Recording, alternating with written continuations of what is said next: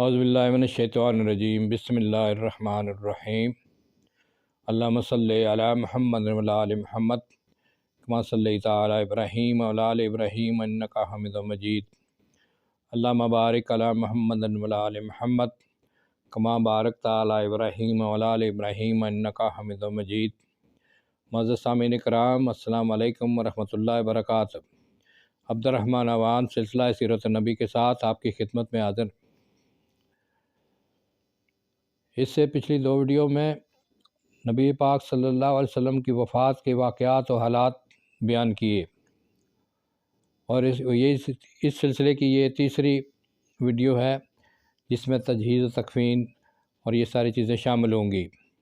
ضرور سنیے، انشاءاللہ آپ کی معلومات میں اضافہ ہوگا۔ اللہ پاک نبی پاک صلی اللہ علیہ وسلم کی شفاعت نصیب فرمائے قیامت کو۔ وفات سے ذرا پہلے حضرت ابوبکر رضی اللہ تعالیٰ عنہ کے صاحبزادے عبد الرحمن خدمت اقدس میں آئے۔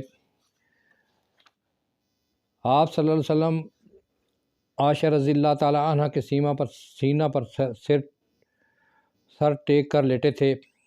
عبد الرحمن کے ہاتھ میں مسواک تھی۔ مسواک کی طرف نظر جما کر دیکھا۔ حضرت عائشہ سمجھی کہ آپ صلی اللہ علیہ وسلم مسواک کرنا چاہتے ہیں۔ عبد الرحمن سے مسواک لے کر دانتوں سے نرم کی اور خدمت اقدس میں پیش کی۔ آپ صلی اللہ علیہ وآلہ وسلم نے بالکل تندرستوں کی طرح مسواک کی۔ آپ صلی اللہ علیہ وسلم کی وفات کا وقت قریب آ رہا تھا۔ سپہر تھی، سینہ میں سانس کی گڑگڑاہٹ محسوس ہوتی تھی۔ اتنے میں لب مبارک ہلے۔ لوگوں نے یہ الفاظ سنے: الصلاۃ وما ملکت ایمانکم، الصلاۃ وما ملکت ایمانکم، نماز قائم کرو اور اپنے غلاموں کے بارے میں خیال کرو۔ حضرت سامعین کرام، یہ دو کام، ایک تو وفات سے پہلے نبی پاک صلی اللہ علیہ وسلم نے مسواک کی، اور جو الفاظ ادا کیے وہ یہ تھے: الصلاۃ وما ملکت ایمانکم، نماز قائم کرو اور اپنے غلاموں کا خیال کرو۔ پاس پانی کی لگن تھی، اس میں بار بار ہاتھ ڈالتے تھے اور چہرہ پر ملتے، چادر کبھی منہ پر ڈال لیتے اور کبھی منہ سے ہٹا دیتے تھے۔ اتنے میں ہاتھ اٹھا کر انگلی سے اشارہ کیا اور 3 دفعہ فرمایا: بل الرفیق الاعلیٰ، اب کوئی نہیں بلکہ وہ بڑا رفیق درکار ہے۔ اللہ کے پاس جانے کے لیے تیار تھے۔ یہی کہتے کہتے ہاتھ لٹک آئے، آنکھیں پھٹ کر چھت سے لگ گئی اور روح پاک عالم قدس کی میں پہنچ گئی۔ اللہم صلی علیہ وعلی آلہ واصحابہ وسلم کثیرا کثیرا۔ آگے بیان ہے تجہیز و تکفین کے بارے میں۔ تجہیز و تکفین کا کام دوسرے دن سپہر شنبہ 2 ربیع الاول کو شروع ہوا۔ اس تاخیر کے متعدد اسباب تھے۔ نمبر 1 یہ کہ عقیدت مندوں کو یقین نہیں آتا تھا کہ حضور صلی اللہ علیہ وسلم نے اس دنیا کو الوداع کیا۔ چنانچہ حضرت عمر رضی اللہ تعالیٰ عنہ نے تلوار کھینچ لی کہ جو یہ کہے گا کہ حضرت صلی اللہ علیہ وسلم نے وفات پائی، اس کا میں سر اڑا دوں گا۔ محبت کا یہ عالم تھا۔ لیکن حضرت ابوبکر رضی اللہ تعالیٰ عنہ آئے اور انہوں نے تمام صحابہ کے سامنے خطبہ دیا کہ حضور صلی اللہ علیہ وسلم کا اس جہان سے تشریف لے جانا یقینی تھا، اور قرآن مجید کی آیتیں پڑھ کر سنائیں تو لوگوں کی آنکھیں کھلیں اور اس ناگزیر واقعہ کا یقین آیا۔ نمبر 2 اس کے بعد اتنا وقت نہیں رہا تھا کہ غروب آفتاب سے پہلے تجہیز و تکفین سے فراغت ہو سکے۔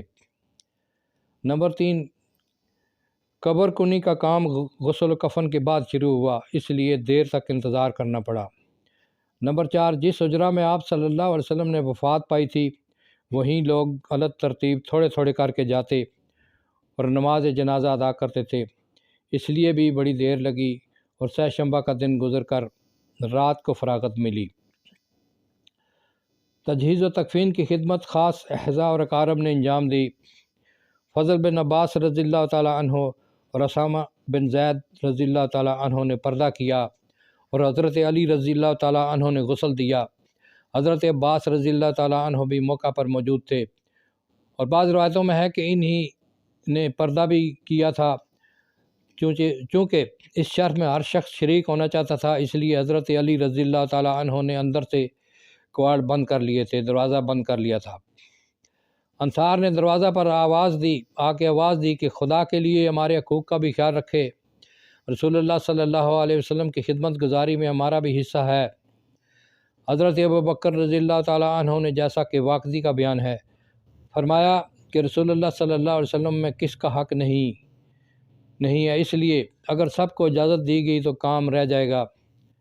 لیکن انصار کے اصرار پر حضرت علی رضی اللہ تعالیٰ عنہ نے اوس ابن خولی انصاری کو، جو اصحاب بدر میں تھے، اندر بلا لیا۔ وہ پانی کا گڑھا بھر کر لاتے تھے۔ حضرت علی رضی اللہ تعالیٰ عنہ نے جسم مبارک کو سینے سے لگا رکھا تھا۔ حضرت عباس رضی اللہ تعالیٰ عنہ اور ان کے دونوں صاحبزادے قم اور فضل جسم مبارک کی کروٹیں بدلتے تھے اور اسامہ بن زید اوپر سے پانی ڈالتے تھے۔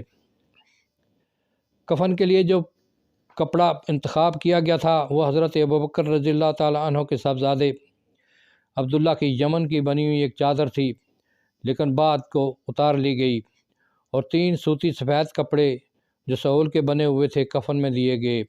ان میں قمیص اور عمامہ نہ تھا۔ غسل کفن کے بعد یہ سوال پیدا ہوا کہ آپ صلی اللہ علیہ وسلم کو دفن کہاں کیا جائے۔ حضرت ابوبکر رضی اللہ تعالیٰ عنہ نے کہا کہ نبی جس مقام پر وفات پاتا ہے وہیں دفن بھی کیا ہوتا ہے۔ چنانچہ نعش مبارک اٹھا کر اور بستر الٹ کر حجرہ عائشہ میں اسی مقام پر قبر کھودنا تجویز ہوا۔ حضرت عائشہ رضی اللہ تعالیٰ عنہ کہتی ہیں کہ آپ صلی اللہ علیہ وسلم کو کسی میدان میں اس لیے دفن نہیں کیا گیا کہ آخری لمحے میں آپ صلی اللہ علیہ وسلم کو یہ خیال تھا کہ لوگ فرط عقیدت سے میری قبر کو بھی عبادت گاہ نہ بنا لیں۔ میدان میں اس کی واردگیری مشکل تھی، اس لیے حجرہ کے اندر دفن کیا گیا۔ مدینہ میں 2 صاحب قبر کھودنے میں ماہر تھے، حضرت ابو عبیدہ جراح اور ابو طلحہ رضی اللہ تعالیٰ عنہ۔ حضرت ابو عبیدہ اہل مکہ کے دستور کے مطابق صندوق کی قبر کھودتے تھے، اور ابو طلحہ مدینہ کے رواج کے مطابق لحدی۔ لوگوں میں اختلاف پیش آیا کہ کس قسم کی قبر کھودی جائے۔ حضرت عمر رضی اللہ تعالیٰ عنہ نے کہا کہ اختلاف مناسب نہیں، دونوں صاحبوں کو پاس آدمی بھیجا جائے جو پہلے آ جائے۔ لوگوں نے اس رائے کو پسند کیا۔ حضرت عباس رضی اللہ تعالیٰ عنہ نے دونوں صاحبوں کے پاس آدمی بھیجے۔ اتفاق یہ کہ حضرت ابو عبیدہ گھر پر موجود نہ تھے۔ ابو طلحہ آئے اور انہی نے مدینہ کے رواج کے مطابق قبر کھودی جو لحدی یعنی بغلی تھی۔ چونکہ زمین نم تھی اس لیے جس بستر پر آپ صلی اللہ علیہ وسلم نے وفات پائی تھی وہ قبر میں بچھا دیا گیا۔ جنازہ تیار ہو گیا تو لوگ نماز کے لیے ٹوٹے۔ جنازہ حجرہ کے اندر تھا، باری باری سے لوگ تھوڑے تھوڑے کر کے جاتے تھے، پہلے مردوں نے، پھر عورتوں نے اور پھر بچوں نے نماز پڑھی، لیکن کوئی امام نہ تھا۔ جسم مبارک کو حضرت علی رضی اللہ تعالیٰ عنہ، فضل بن عباس رضی اللہ تعالیٰ عنہ، اسامہ بن زید رضی اللہ تعالیٰ عنہ اور حضرت عبد الرحمن بن عوف رضی اللہ تعالیٰ عنہ نے قبر میں اتارا۔ سامعین کرام، یہ 3 ویڈیو نبی پاک صلی اللہ علیہ وسلم کی وفات، قبر اور تجہیز تکفین کے بارے میں مکمل ہوئے۔